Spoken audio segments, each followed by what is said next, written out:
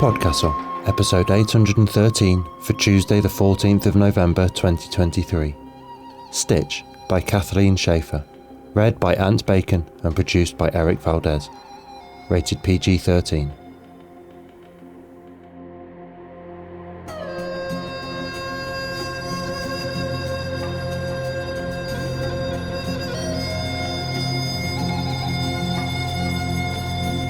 Good morning, good day, good afternoon and good evening, and welcome to PodCastle, the flying castle of fantasy fiction.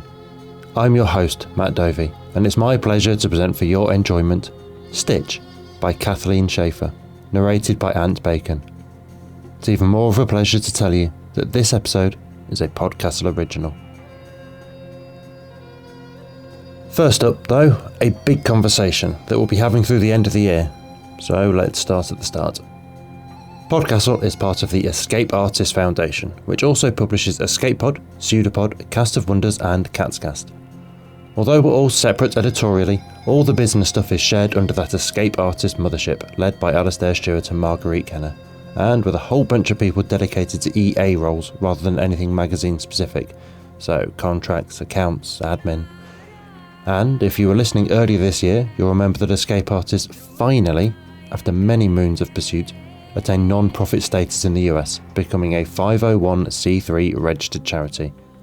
There has been a whole bunch of work furiously progressing behind the scenes in the time since, and here's where we really start to talk about it with you, our audience. We are holding our first ever end-of-year fundraiser. We have always been a donation-supported venture for going on 20 whole years, which on the internet is about 3 ages of man. The first episode of Escape Pod was accessible to the public before Facebook was. Being a registered charity, though, greatly increases the resources we have access to and the ways in which our community can support us. Escape Artists can accept gifts from employee and workplace giving programs, stock donations, gifts from donor-advised funds, foundations and corporate philanthropy. If your tax affairs live in the US, your donations may be counted as a charitable deduction. And now that we're a registered non-profit, we get discounted rates on payment processing and administrative fees from donation processing platforms, and discount rates on the admin platforms we use to steer this ship, so your gift will go even farther than it did before. I don't want to throw too much at you today when I'll be talking about this from now until the end of the year, as will the other forecasts, so I'll cap this today by simply saying, we are only here because you enable us to be. We can't do what we do without income to cover the outgoings, because that's the world and the system we live in.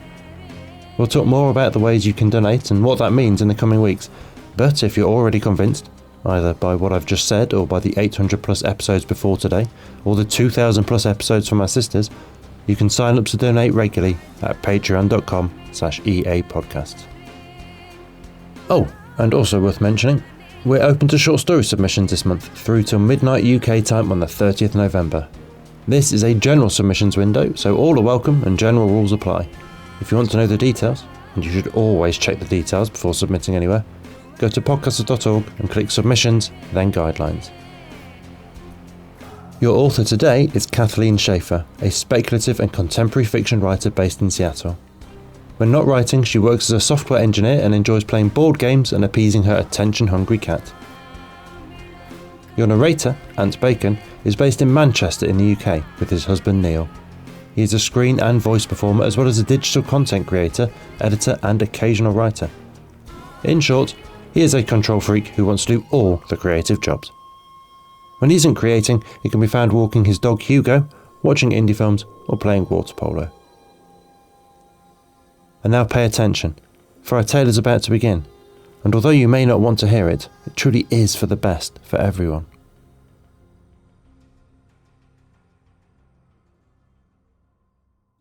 Stitch by Kathleen Schaefer, read by Ant Bacon. Dahlia doesn't like how the stale hospital air pricks at her cheeks, and Aidan doesn't understand why no one else notices. He snatches his newborn daughter back from his husband. "There you are," he says, adjusting Dahlia's blanket to shield her face. "You need to keep her comfortable." He holds Dahlia to his chest and finds she likes the beat of his heart. "She wasn't even fussing," says Garrett. And only then does Aidan realise that maybe new fathers don't always know that their daughter's left foot itches, He massages it beneath the swaddling blanket.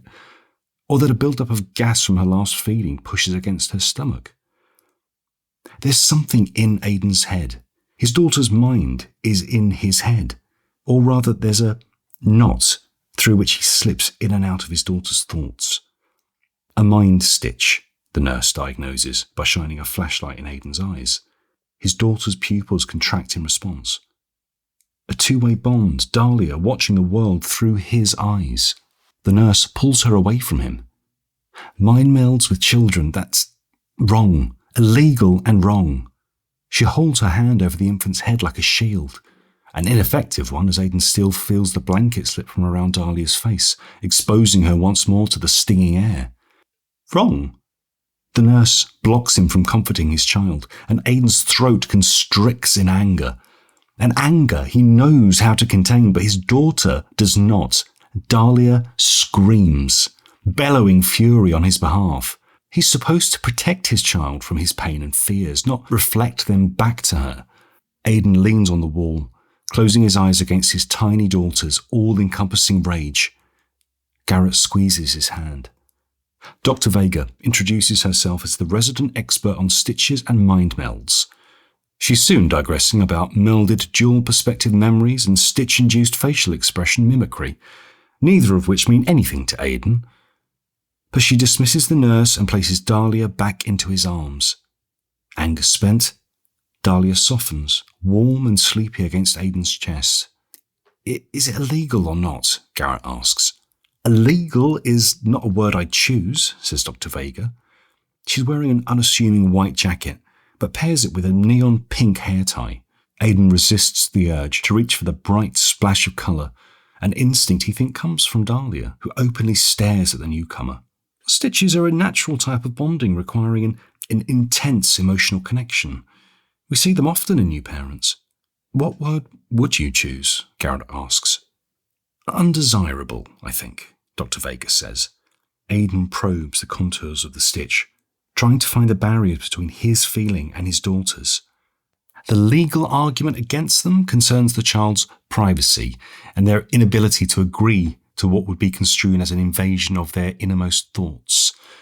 But from a medical standpoint, it's not good developmentally to latch an infant's brain so closely to an adult's. Garrett offers a finger to Dahlia, who wraps her hand around it. She's not going to develop right. No, says Dr. Vega. Sure, there have been some cases where the child struggles to communicate except through the stitch. But that won't happen. We'd force a split long before it gets to that point. So it can split, says Garrett. How do we do that? What are you going to do to her? Aidan asks. He imagines shared lobotomies on his and his daughter's tiny head. Then, remembering that Dahlia can see his thoughts, tries to picture kittens and lambs and anything other than her head getting sawed open. It's nothing to worry about, Dr. Vega assures him. Most splits happen naturally at the first feelings of conflict. You're arguing over who should do the dishes, and the brain, trying to register both sides of the disagreement, splits the stitch as a protective instinct. And if it doesn't, Aidan asks. Dahlia's mind fuzzes in a non-verbal comfort in his arms. Having felt his daughter's thoughts, he can't imagine his brain, even unconsciously, choosing to never experience that again. If it doesn't split on its own, we'll manufacture a moment of discord, maybe a couple of sessions if it doesn't stick, she says. But it probably won't come to that. Put yourself on first diaper duty. Getting both sides of that particular exchange will break you. It doesn't break him. We should call Dr. Vega, Garrett says. Get the split, get it over with. But Dahlia reaches for his mind the moment she wakes up from her nap. She fusses until she hears Aidan's thoughts, calming her into a lull. He doesn't know how to be a father without the stitch. He's learned just one way to tell his daughter he'll keep her safe, and he can't tear that away from her. So instead of calling, he synchronizes his sleeping with the baby, lest he keep her up worrying about climate change, rent hikes, and other non-infant friendly concerns. He tries, but sometimes fails to mute his criticisms during Garrett's shifts with Dahlia. He reminds himself to eat handfuls of cashews instead of snapping that the baby's obviously hungry, And why aren't you feeding her? Her first word is Daddy. She doesn't say it exactly, but Aidan hears it through the stitch. I don't think telepathy counts as talking, Garrett says. She knows how to tell me she wants to be held or needs a bottle. It's like passing me the image of a face or the feeling of being in my arms or the taste of milk. Gross. It's the most amazing thing in the world. Sure, says Garrett, but remember what Dr. Vega warned us about. She needs to learn to talk to people besides you. Garrett takes his daughter from Aidan, and she cries at the separation. Her obvious preference for Aidan upsets him, even if he doesn't mention it much to Aidan. Aidan comforts his daughter through the stitch until she settles into Garrett's arms. She'll be just fine, says Aidan. Better than fine. Aidan snatches a quarter out of Dahlia's hand before it reaches her mouth. He steels himself for pushing sadness and confusion that feeds through the stitch. But this time, he gets anger. He did not think his daughter could hate him until it burns through her mind, and then his mind, an echoing of rage bouncing between their heads. Then, silence. Not silence, she's still screaming, but Aidan feels nothing. He reaches for the stitch knotted in the back of his brain, and it's gone.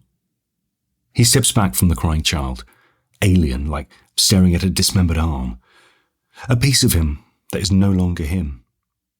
Then he pulls her to his chest and cradles her until her screams give out. When she nestles into his elbow, the stitch reknits, and they both reach for the knot, inhaling the comfort of each other's presence. Each day you keep this up, you just make it harder, Garrett says. Force the split now, before anybody else has to get involved, before we get in trouble. I can't push her away like that. It'd destroy me. It might destroy her too, but he won't verbalise that fear lest it becomes reality. You aren't losing her. She'll be right here.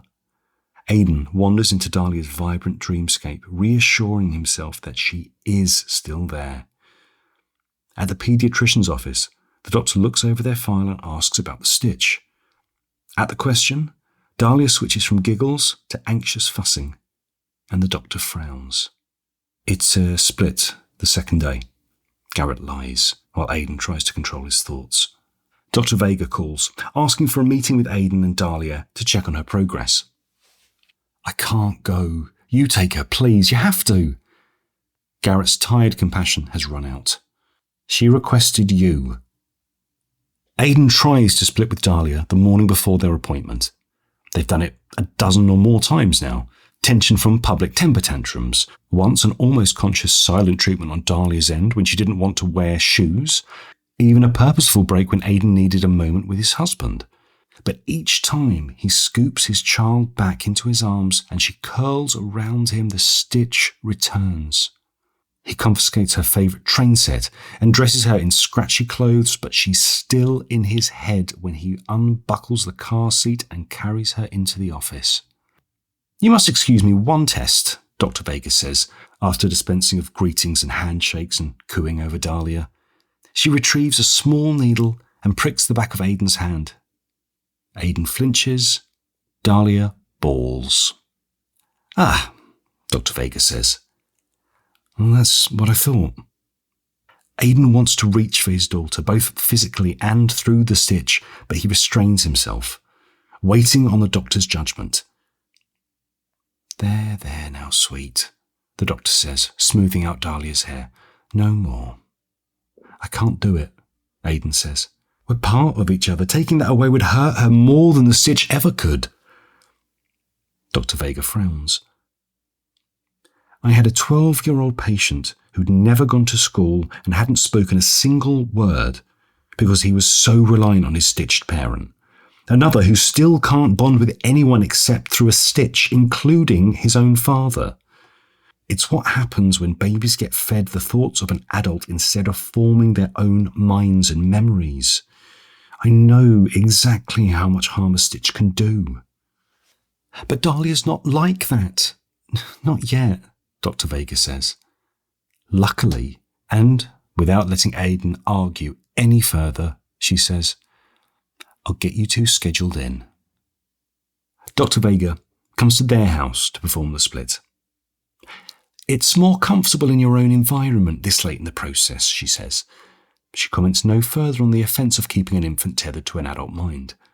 Even after hearing the process explained 3 times, Aidan half expects Dr. Vega's briefcase to reveal an array of sharp tools and invasive metal instruments. Instead, it's filled with stuffed animals, plastic noisemakers, and board books with smiling infant faces. Aidan picks out a green plushy bird and hands it to his daughter, relishing the last moments of knowing exactly what she wants. Then, at Dr. Vega's command, he takes it out of her arms. Now, walk to the other side of the room. Don't look at her. That's it. Oh, you're doing great. He submerses himself in her feelings of anger. It's okay. He's done this before. Felt her fury when he's plucked her away from the street or held her back from the kitchen knives. That was parenting. But this is betrayal. And betrayal is going to be the last feeling he gets through the stitch. He reaches the opposite end of the room and the stitch splits. Now come back to her, Dr. Vega says. She can read the split on Aidan's face without him relaying the information. Go ahead, pick her up. The stitch reforms before they even touch. He leans into the shared comfort, the feeling of holding and being held, savouring each second, even though every stitch means he'll have to force a split again. Okay, put her down and try again. By the 4th iteration, she's screaming inside his head for him to stop, anticipating the split before it comes. And they're both crying as he rips them into 2 separate people. And she reaches out, knitting them whole again. And again. The 5th time, she speaks. Daddy, Daddy. Except it's not in his head. Actual words. Her first words, Aidan says. He should be excited, but of course he's not. He forced her into this. She shouldn't need to call for him. This is good, Dr. Vega says while Dahlia presses against Aidan's chest. Kids like her, they're perfectly capable of talking, but they've learned to use the stitch as a crutch. We're just giving her a little nudge out of the nest. In a few weeks, you're going to have a very chatty little girl. They start again. Dahlia screams, and Aidan can feel the air burning through her tiny lungs. I can't do this. I won't do this, he says. Dr. Vega waves for Garrett, who waits outside to give them space. He comes in and takes Dahlia as Aidan collapses onto the couch. He reaches through the stitch to calm Dahlia, a parental instinct, but she recoils at his thoughts. Aidan pulls away, leaving just enough awareness to feel Garrett rubbing her back, soothing the pain Aidan caused. I'm hurting her. It's temporary. She's young. You'll bond with her again without the stitch. It won't be anything near what we've got now. If she ever forgives his betrayal. Because he wasn't going to forgive himself. So you think what Garrett and Dahlia share is somehow less than what you have with her? No, Aidan says, because that's the only acceptable answer, even if Garrett will never understand the exquisite tenderness of 2 minds coexisting as one. Then, let's get back to work. When Aidan doesn't stand up, Dr. Vega says, I am required to report uncooperative parents who are still stitched to their children. It's an ugly process. No one wants that. Aidan goes outside and retrieves his daughter from Garrett. He has no more emotions left to bleed through into Dahlia's mind. He sets her on the floor, hands her the plushie, then breaks the stitch on his own. He walks away from his daughter without having to feel her betrayal or fear or pain. When she reaches out for him, he shoves the stitch away, and it doesn't come back. Call me if it forms again, Dr. Vega says, handing him a business card. The moment it does, we try to be understanding in this line of work, but I've seen kids taken from parents who hide a stitch. Aidan logs 12-hour days at the office, saying it's best to distance himself from Dahlia. Just for now. Garrett tolerates the behaviour for a little while, sometimes even relishing his promotion to the better father. Dahlia's now verbal cries for Daddy address him more often than Aidan, but Garrett explains with diminishing patience that he did not sign up for this job alone. That he's able to handle parenting without a stitch, and Aidan can too. So Aidan pulls his daughter onto his lap with her favourite sing-songy book about counting kittens. Dahlia grasps for him and he pushes her out of his head. What Garrett cannot understand is that Aidan is not learning how to be a father without a stitch. He's learning how to be a father who keeps up a wall between himself and his daughter. He manages the balance for a few weeks until he takes Dahlia to the downtown park. The sun is bright and inviting, and she wobbles through the weedy flowers, holding Aidan's hand for support. And he misses sharing that joy of exploration, the all-encompassing newness of his mundane world. So when she hugs herself around his legs and gasps at a bird song, the stitch reforms. Maybe there was a moment where he could have stopped it, when he could have forced the practice distance. But he didn't. And now he smells the cut grass from the nose of his knee-high daughter while she cries, "Daddy, Daddy," in her head. And they hold each other close. He vows to keep their bond a secret this time, a promise that withstands exactly 1 day of Garrett's scrutiny. "You're stitched again." "Okay," Aidan says, winding into a speech he's rewritten in his head dozens of times. "We were at the park and split it." "I can't." Garrett closes the door to Dahlia's bedroom, where they've just set her down for a nap. "You're going to break it, and you're going to break it now," says Garrett, "because you and I are about to fight, and I don't need our daughter overhearing." Aidan forces a split. It's unnatural how easily he can now hew their minds apart. "I know it hurts," says Garrett, "more than I can possibly understand. Maybe Dr. Vega can recommend a good therapist for you. But this, secretly holding a stitch when we know they'll take Dahlia when they catch you. I won't risk it.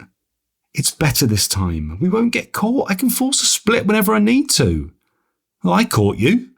"Sure, but you're my husband. And if I catch you again, I will take Dahlia and leave." "What?"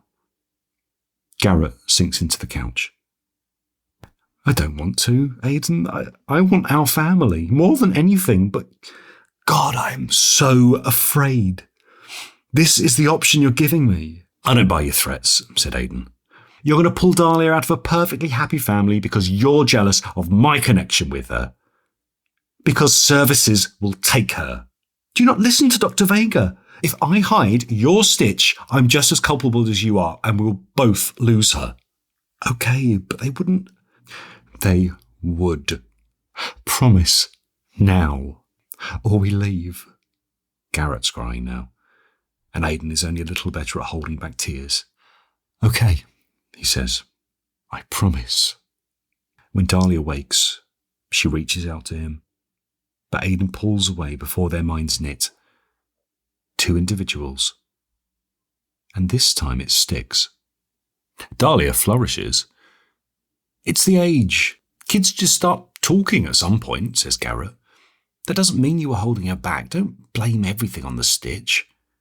He's become nicer these days. More understanding, more reassuring. Never mentions leaving again. That's not their future. Dahlia's wobbles transform into confident steps, then giddy races through the park, daring her fathers to come catch her. Garrett becomes the dad of extra treats and exciting adventures, while Aidan offers warm hugs and comforting words. He relearns how to hold her, heart open, and push away the knot tying their minds without pushing away her. She had memories, though. Things Aidan didn't think babies could remember, but she was an infant tied to an adult's mind, and maybe that does scramble kids' brains. Sometimes, when he steps away from her, he thinks her body still braces in subconscious anticipation of them splitting. Or maybe he just imagines it. It's been years since he's truly known what's inside her head. "I had a dream," Dahlia says over cornflakes with 2 splashes of milk and not a bit more. "I was playing outside, and I was also you looking down at me. Isn't that weird?" "Very weird, Sweet Pea." He never speaks about the stitch. With enough silence, it never existed. He kisses the top of her head and walks her to the school bus. Dr. Vega says she's not sure if some people are predisposed to stitches or if getting the first one habituates your mind to create more. Either way, it's not uncommon for people who've formed stitches before to create new ones. She says this intending it as comfort when Aidan calls her for the first time in years. Dahlia has a new stitch. The connection is with a child this time, a girl from school. The doctor deems it much more suitable and therefore permitted to progress naturally. The girls share chocolate milk and swap cookies and pretend the jungle gym is a pirate ship, and now they know all each other's secrets. Within a week, Dahlia cries that today May wanted to play soccer with the other kids, and no, it didn't matter that she didn't actually say that or that she did play pirates instead. Then May learns Dahlia can't sleep without her door open to keep away the monsters, which Aidan assures her is prudent and not childish, no matter what May thinks. "Stitches aren't forever," Aidan says, pulling her into a hug. "You can break them if you want. She's got to be mad at you, just for a little bit. Then you get in her head while she's angry, and it splits." "How do you know?" Dahlia asks, scrubbing her tears. "Do you get stitches too?" Aidan almost waves her off with a "dads know everything" stock response, but instead says, "I used to. Years ago." A few more weeks, and May tires of hearing Dahlia's thoughts. When Dahlia accuses May of avoiding her, their stitch splits, along with their friendship. "I have this memory," Dahlia says, curled into Aidan's shoulder. "I'm just a baby, and you're singing to me, and everything's warm. Except I don't remember it as me, I remember it as you." This is what he's supposed to be afraid of. The muddling of memories, a child exposed to the mind of an adult. But his child has a memory of him loving her. And he would rather she recalled 1,000 of those memories, and never that day in their living room, where he kept shoving her away as she screamed for him to come back. Aidan pulls his daughter to his chest and hums a wordless lullaby. The beginning of a stitch itches into his mind, and he pushes it away with years of reflex. But this time it pushes back, folding minds together with its own agency. Dahlia stares up at him, eyes puffy from the tears shed over her friend. And when the stitch nudges him again, he surrenders.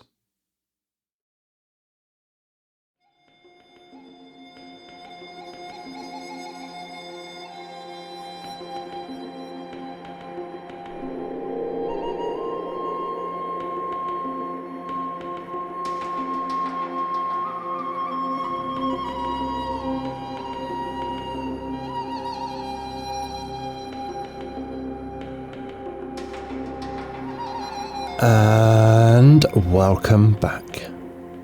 That was Stitch by Kathleen Schaefer, and if you enjoyed that, well, here's the thing. As best I could make out, this is arguably her first published story. And the argument is only because she also has a story in Apex's new anthology, Robotic Ambitions, which is also out today. So maybe pick up a copy of that to read her story Insatiable Life, alongside stories by other PodCastle authors Leah Ning, Levi Tadar, Hanan Bernardo, Ognachoiwe Donald Peki, and Somtu Uhezue, and many other excellent names. What a day to have. Congratulations, Kathleen. That story hit me like a punch to the solar plexus, frankly. I spend a lot of time thinking about parenting, particularly with 2 neurodivergent kids where a lot of the standard parenting advice really does not work. And it often involves a lot of difficult choices and, distressingly, having to be the adult in the room. Aidan here wants the comfort and the privilege of the stitch, that incredible shared bond and intimacy with Dahlia, but struggles to set that desire against the ways that will distort Dahlia and inhibit her development. The nice thing is not always the good thing when it comes to parenting.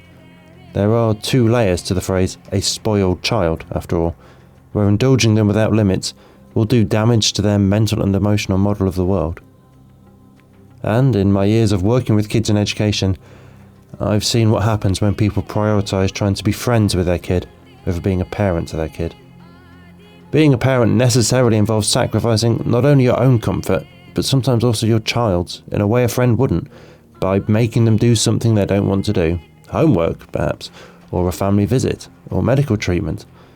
And it involves boundaries that don't exist between friends, keeping things from them because you shouldn't burden them with your own troubles, not sharing thoughts and experiences because they wouldn't be appropriate to their level of understanding, not relying on them in the way we'd rely on a friend. I've seen what it does to kids when their parents fail on all these fronts, and it can only be summarised as damage. As much as I want to freeze my kids in time and keep them as they are now forever, funny, adorable, ignorant to the sometimes crushing weight of suffering and struggle in the world, there is also a part of me that can't wait until they're grown adults, and my work as a parent in shaping them is complete, and we can just be friends. But that can't be now, not yet. While I must be kind and considerate and caring, primarily I must do all that as a parent, not a friend, and shield them from aspects of myself and my life while they're not emotionally ready to comprehend them. And so, I don't know how you took the ending here, as Aidan allows that stitch to be remade at the first time Dahlia consciously asked. But for me it wasn't positive. It was surrendering to his own immediate desires despite knowing the potential long-term costs. It was failing his willpower, failing to maintain the boundary that Dahlia still needed. He let his want for that intimate connection to Dahlia override Dahlia's needs of him as a parent. It is an understatement to say that being a parent is not easy. In fact, I think it may be the hardest thing there is, because no matter how hard you try, you will still always fall short, somehow, some way, and feel like you could have done more. But so long as you're still striving, still putting their needs before your wants, still working on ways to be better for them, I think you're doing alright, friend.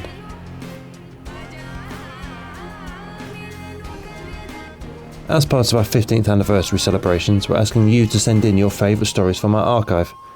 This week, Melody is recommending episode 356 by Tina Connolly, Super Baby Mums Group Saves the Day, saying, I love how the actual original Super is the one who is completely overlooked, and how she keeps creating that which she needs.